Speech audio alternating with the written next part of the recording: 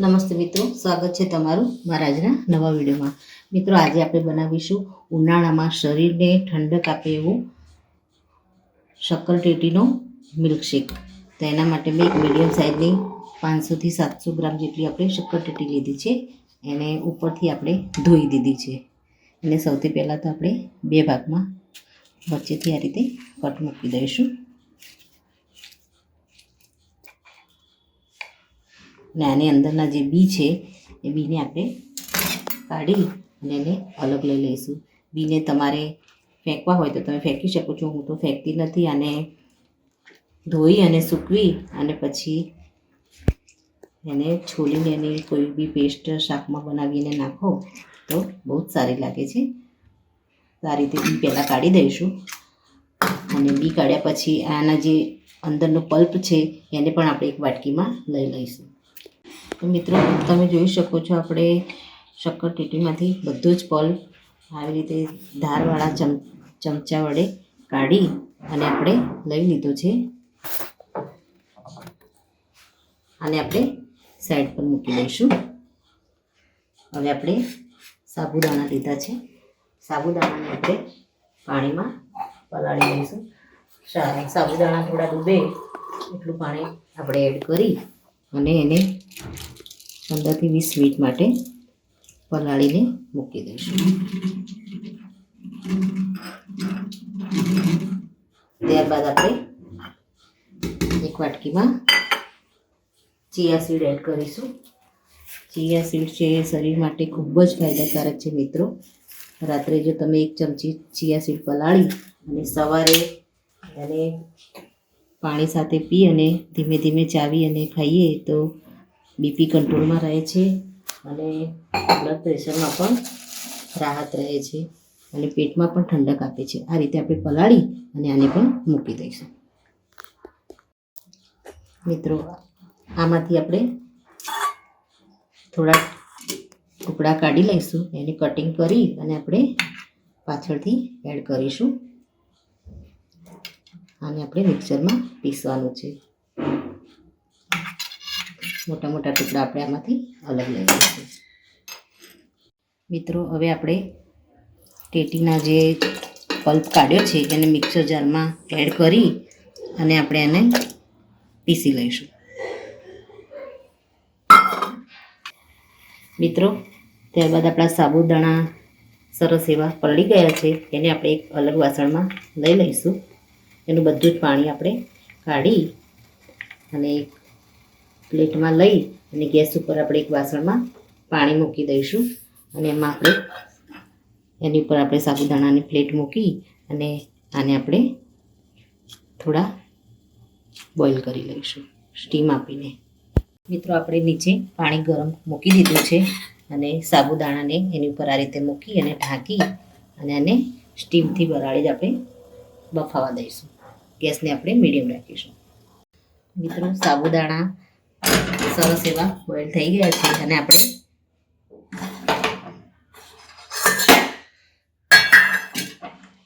એક ઠટ્ટા પાણી વાળું વાસણ લઈશું, એની અંદર આપણે આને મૂકી દઈશું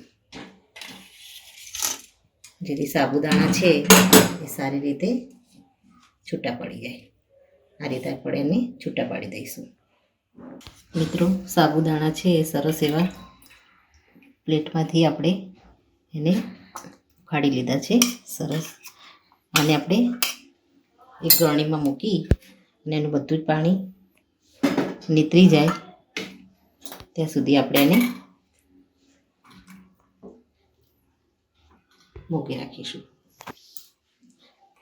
જેથી સાબુદાણા છૂટા પડી જાય અને એમાં જે થોડું ઘણું પાણી રહ્યું હોય એ નીકળી જાય। સાબુદાણા સરસ એવા બોઇલ થઈ ગયા છે। આને આપણે સાઈડ પર મૂકી દઈશું। મિત્રો, આપણે તપેલીમાં થોડું દૂધ લઈ લઈશું। મેં અહીંયા 500 ગ્રામ જેટલું દૂધ લીધું છે। દૂધને આપણે ધીમા તાપે ગરમ થવા દઈશું। મિત્રો, ધીમા તાપે દૂધ ગરમ થાય ત્યાં સુધી આપણે એક વાસણમાં 2 ચમચી જેટલો કસ્ટર્ડ પાવડર લઈ લઈશું। એમાં આપણે રૂમ ટેમ્પરેચરવાળું દૂધ એડ કરીશું। આમાં આપણે ગરમ દૂધ એડ નહીં કરીએ, નહીંતર પાવડરથી એમાં ગાંઠો પડી જાય. નોર્મલ દૂધ આપણે એડ કરી અને પાવડરને આપણે મિક્સ કરી દઈશું. મિત્રો, આપણે દૂધમાં એક ઉભરો આવી ગયો છે. હવે આપણે જે કસ્ટર્ડ પાવડર દૂધમાં મિક્સ કરી અને રાખ્યો છે એને આપણે આમાં એડ કરી દઈશું. જો તમારી પાસે કસ્ટર્ડ પાવડર ના હોય તો તમે આમાં કોર્નફ્લોરનો પણ ઉપયોગ કરી શકો છો. અને એ પણ તમારે ના લેવો હોય તો તમે દૂધને 1 લીટર દૂધને થોડું વધારે ઉકાળી અને એને થોડું ગાઢું થવા દેવાનું. તો મિત્રો, આપણે આની અંદર હવે થોડું એડ કરી અને દૂધને આપણે ચલાવતા રહીશું.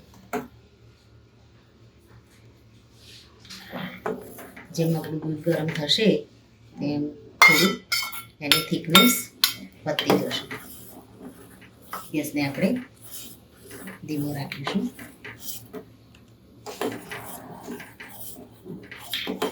હવે આપણે આમાં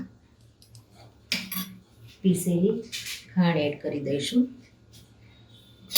આપણે કસ્ટર્ડ પાવડર લીધું છે તો એ પણ એમાં પણ મીઠાશ હોય છે અને ટેટીમાં પણ મીઠાશ હોય છે, તો આપણે થોડી ઓછી એડ કરીશું. તમારે વધારે ગળ્યું જોઈતું હોય તો તમે વધારે એડ કરી શકો છો.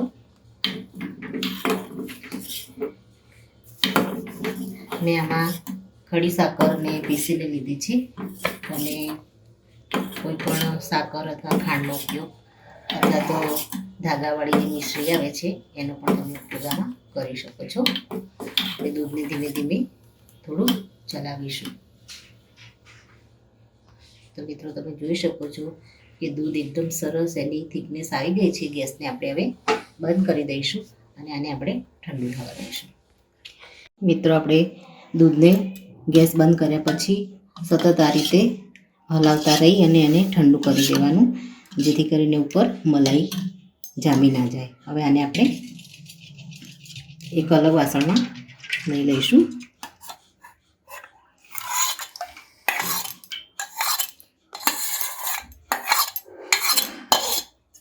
ત્યારબાદ આપણે ચિયા સીડને જે પલાળીને રાખ્યા છે એને આપણે આની અંદર એડ કરી દઈશું.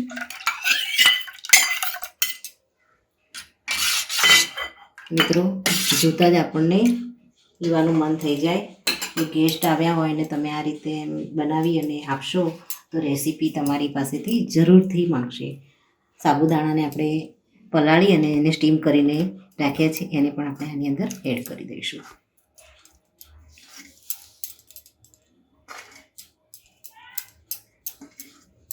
ત્યારબાદ આપણે શક્કરટેટીને જે મિક્સરમાં પીસી અને આપણે જે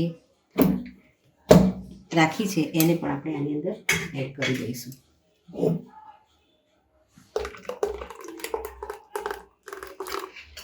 મિત્રો, કસ્ટર્ડ પાવડર મેં વેનીલા ફ્લેવરનો લીધો છે. શક્કરટેટીની સ્વીટનેસ સાથે વેનીલા ફ્લેવરનો કસ્ટર્ડ પાવડરનો ટેસ્ટ ખૂબ જ સરસ આવે છે અને આનો કલર પણ એકદમ સરસ આવી ગયો છે. મિત્રો, હવે આને પ્રોપર આપણે ફ્રીજમાં મૂકી અને ઠંડુ થવા દઈશું. ત્યારબાદ આને આપણે સર્વ કરીએ. મિત્રો, આપણે ફ્રીઝરમાં સરસ રીતે આને ઠંડુ કરી દીધું છે. હવે આપણે જે શક્કરટેટીના પીસના ટુકડા કરીને જે રાખ્યા છે એને આપણે આની અંદર એડ કરી દઈશું. નાને બરાબર સર્વ કરી દઈશું. મિત્રો, આમાં આપણે સાબુદાણાનો ઉપયોગ કર્યો છે. તો સાબુદાણા એ પેટ માટે ખૂબ જ ફાયદાકારક છે. પેટના સંબંધિત કોઈ પણ તકલીફ હોય તો એ આપણે સાબુદાણા ખાઈએ તો એનાથી દૂર થાય છે. મિત્રો, આને આપણે સર્વ કરી લઈશું. આપણે શક્કરટેટીને જે એનો જે માવો કાઢ્યો અને એમાંથી જે આ કટોરી તૈયાર કરી છે આપણે એમાં સર્વ કરીશું. થોડું આપણે આની અંદર એડ કરી દઈશું. બીજું આપણે ગ્લાસમાં એડ કરી દઈશું.